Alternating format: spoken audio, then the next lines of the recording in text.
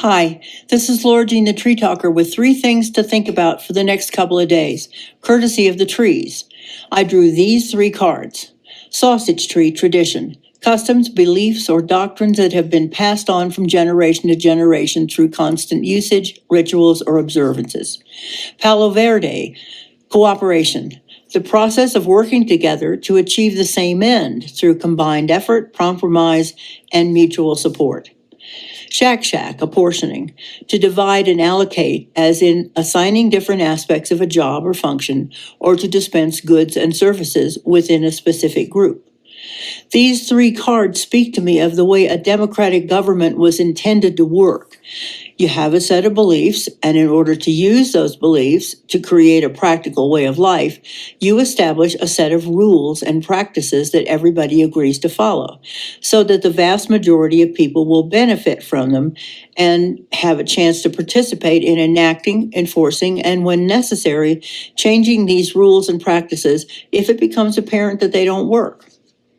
Now, as citizens, we probably mostly agree on how we think it ought to work to benefit everybody, but we also see that there are people who want more for themselves than they may deserve, and that there are clever people who figure out ways of circumventing the rules so that they can take more.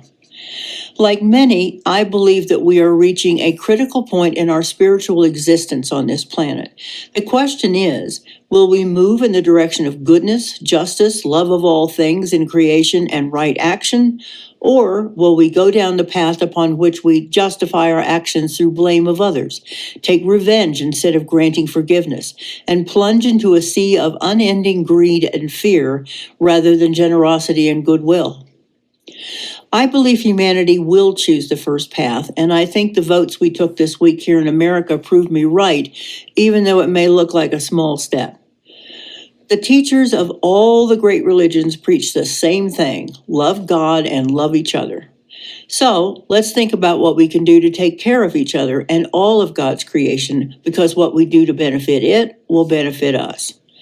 And if we need to change some of the rules to make it so the ones who have fallen behind in their spiritual growth because of greed or fear, to make it so that they have to give back more, well, that will also benefit them. And with any luck, they'll see that someday too.